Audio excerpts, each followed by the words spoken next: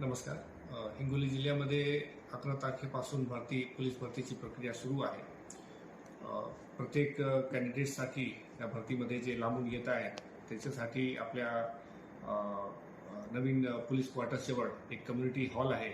तिथे त्यांना राहण्याची पण सोय करण्यात आलेली आहे.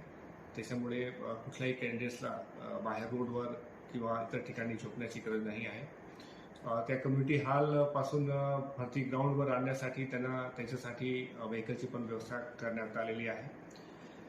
भरती प्रक्रियामध्ये येताना कॅन्डिडेट्सला त्यांच्या 6 पासपोर्ट साईज फोटोग्राफ्स आणि त्यांनी जे डॉक्युमेंट्स अप्लाय करताना अपलोड केलेले होते त्या डॉक्युमेंट्सची एक झेरॉक्स प्रत सोबत आणायची आहे.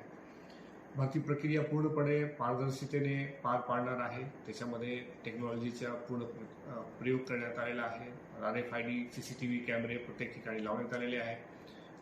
व्हिडिओग्राफी प्रत्येक इव्हेंटची अरेंज झालेली आहे.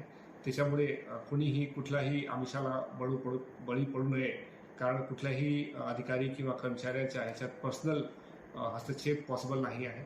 तर कोणीही अधिकारी कर्मचारी कुठल्याही कॅन्डिडेट्सला फेवर करू शकत नाही. याच्या व्यतिरिक्त प्रत्येक जे अधिकारी कर्मचारी भरतीमध्ये इन्व्हॉल्व्ह आहेत त्यांच्याकडून आम्ही असं पण सर्टिफिकेट घेतलेलं आहे की त्यांच्या कोणीही नातेवाईक या भरतीमध्ये किंवा जवळचा मित्र या भरतीमध्ये नाही आहे. दुसरं,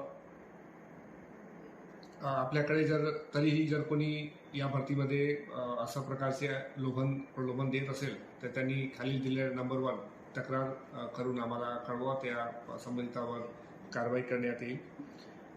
कॅन्डिडेट्सला माझी विनंती आहे की त्यांनी कुठल्याही प्रकारे स्टेरॉइड्स किंवा ड्रग्स वगैरेचं सेवन करू नये, कारण असा कोणी आढळून आला की त्यांच्यावर कायदेशीर कारवाई करण्यात येईल.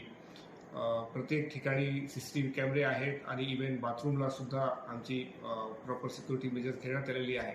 तर अशा प्रकारचं कृत्य करण्याची कोणालाही गरज नाही आहे. प्रत्येकजण शूज जे वापरता रनिंगसाठी ते शूज नॉर्मल शूज असले पाहिजे. कुठलाही स्पाइक्स वगैरेवाले शूज अलाउड नाही आहे. त्याच्यामुळे कोणीही तुमच्या टॅलेंटवर ही भरती प्रक्रिया पार पाडणार आहे. कॅन्डिडेट सोबत येताना कुठल्याही प्रकारचे किमती सामान मोबाईल फोन वगैरे आणायचं नाही आहे, कारण भरतीचे ग्राउंडमध्ये कॅन्डिडेटसोबत कुठल्याही प्रकारचं साहित्य अलाउड नाही आहे. फक्त कॅन्डिडेट आणि इव्हन पेन पेपरसुद्धा अलाउड नाही आहे. त्याच्यामुळे कॅन्डिडेटच्या सामानची त्यांना स्वतः काळजी घ्यावी लागेल.